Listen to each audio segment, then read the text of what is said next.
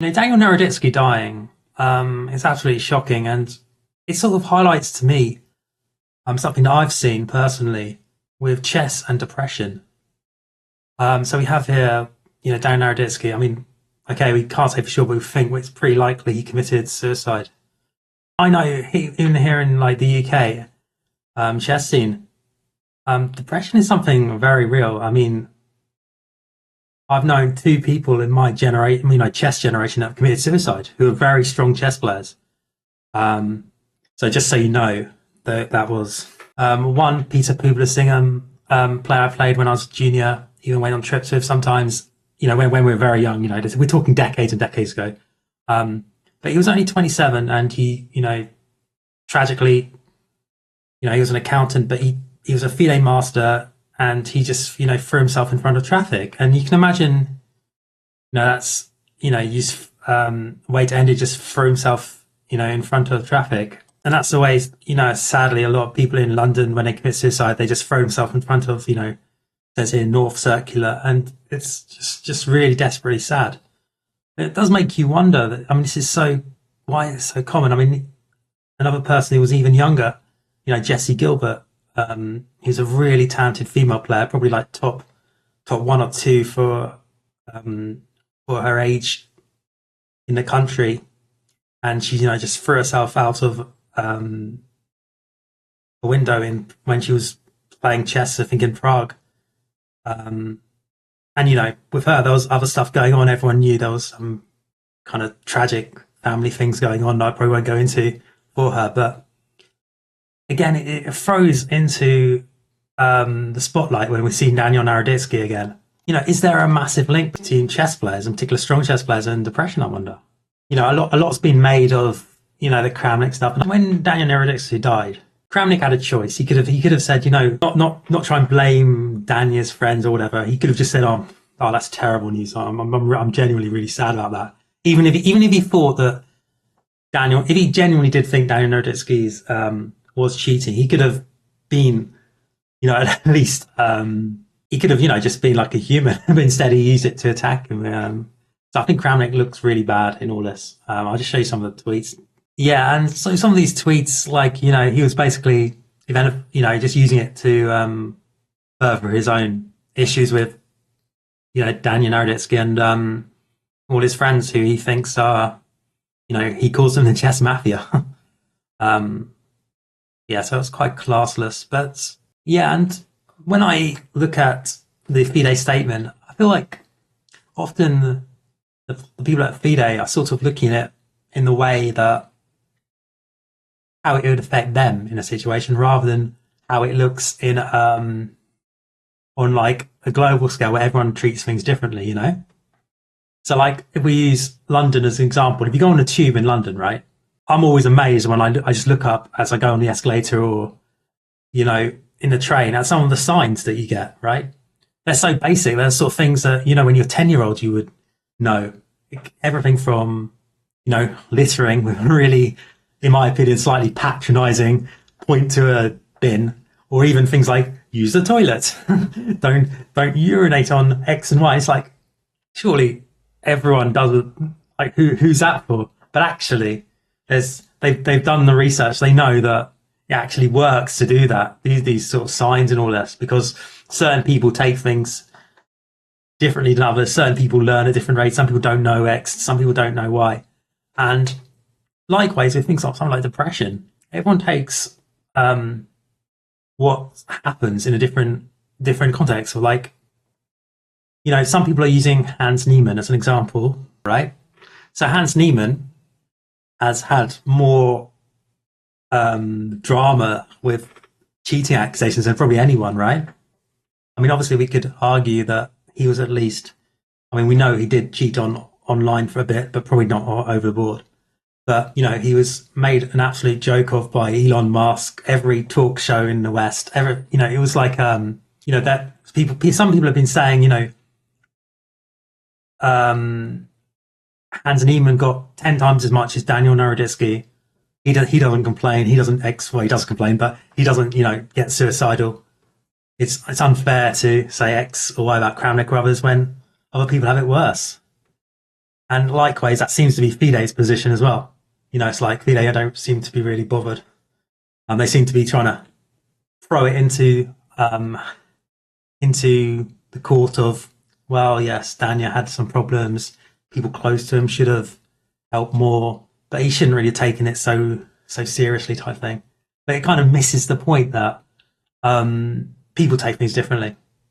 And I think the thing that I'm interested in is chess specifically. Maybe we have to be more careful about people, especially at the top of chess, about their mental health, because not because they're in some way, well, yeah, they are in some way more prone to it, because if you think about chess as a game, right? Psychological, but only one person to blame and one person to be victorious. Now, for someone like Hans Niemann, he seems to really like, if you turn it to 1, he takes it to 10. So he doesn't mind as well. He probably does mind, but he probably mentally has more resilience, and he's more use it to his advantage. If you say X about him, he'll be like, oh no, I'll prove Y. Whereas others are going to take it differently. And so, as we see, people like Daniel Normalitysky have come up and said that they've suffered with depression, all this. And it seems like a really, really common thing. So we have right now, actually, with Daniel Naroditsky, who says that Kramnik brought him to near suicide, and he's not making it up. He's not just saying this to jump on some bandwagon. He's been saying it for like the last year. And I feel like Fide maybe need to look at this, because surely have some sort of duty of care, because chess is such a one-person game, right? It's not like say cricket or football where you've got 20 other players and you've got a team with you. With chess, it's like, who do you blame if something goes wrong? You. Who do you blame? And it's like it adds that sort of real intense pressure on somebody. Yeah, I don't really know what we can do better specifically. That's the problem. Because Fide, can they really step in? I mean, a lot of players would complain. Like, you even saw Daniel Naroditsky on his last stream. It was really sad. Kind of regret watching it, actually. I saw it on YouTube. But yeah, you could tell he wasn't going for best. And he mentioned Kramnik a lot of times, and it was like, you could tell it was because of that. And but at the same time, even there, he didn't want to stop streaming. And he was telling the person next to him, just one more game, and all this. And you could tell that, players, if they try and do some stuff more forcefully and get in situations, there's going to be a massive backlash. It's going to be like, free will. You can't tell an individual what to do, because you don't know that somebody's close to doing X or Y until they actually do it. So yeah, I get that they're in a tough position, but I do think they need to look at players just throwing around accusations,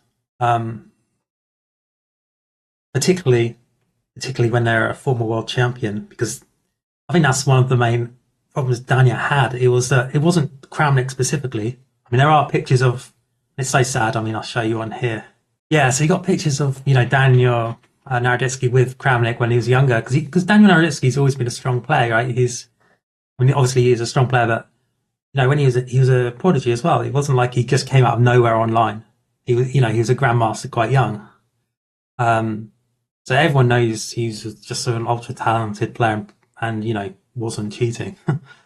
That's what makes it kind of sad, But the thing that I think annoyed, and the thing that really pushed Daniel Naroditsky over the edge, was that it wasn't just Kramnik. It was also people, not just also, yes, at Fide as well, but just, hundreds of people who just took what Kramnik said and just use it to either troll Daniel or just basically wash away any achievement he has. Because if you think about it, right, if you only have one thing, like, so for me, it's a bit different, because I'm not a chess player. That's not my career, right? I love chess, but it's not like what I do. And so for me, I can kind of like, if someone like insults like me and my chess, it's like, okay, it's a bit insulting, but yeah, whatever. But if it's all you've got, kind of thing, it's like your career, your livelihood. He's pretty much stopped. I mean, he did play a tiny bit like the world rapid, but basically online chess was his thing, right? He streamed every tournament, he played it. That was his thing.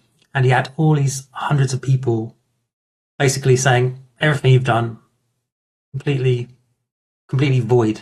Yeah. And obviously he found it very hurtful. Yeah, it's interesting that because right the way throughout history you've got all these players, Rubinstein, who is one well-known example, who had massive issues with depression and other things. And it seems to be something that a lot of chess players have come out and said that they suffer with. And we all remember in the UK there was, Tony Miles was renowned for it as well. And yeah, it seems very, very common. And yeah, I do wonder what we need to do. Maybe anyone got any ideas? Comments below. I mean, it's just really sad. I think. Yeah, looking again at just that picture of Daniel Naroditsky and Kramnik. I mean, it's just so sad. Yeah. So wherever you are, remember it is just a board game. You've got just got to try and ignore it. I guess. I mean, I get it here on. I mean, I'm just like a tiny YouTuber, and I get some absolutely horrible comments on some of my videos. But I do get the nice ones, and I'm lucky in the sense that I kind of like the nice ones. Like if I get one nice one and one bad one, the nice one I'll listen to more than the nasty one. So the nice one makes me want to continue. The bad one I just ignore. So yeah, um, but I mean, but just because I take it like that doesn't mean some people they'll get a nasty one and they'll get a nice one, and they'll take the nasty one to heart and they'll ignore the nice one. So it's just sad. Anyway, take care.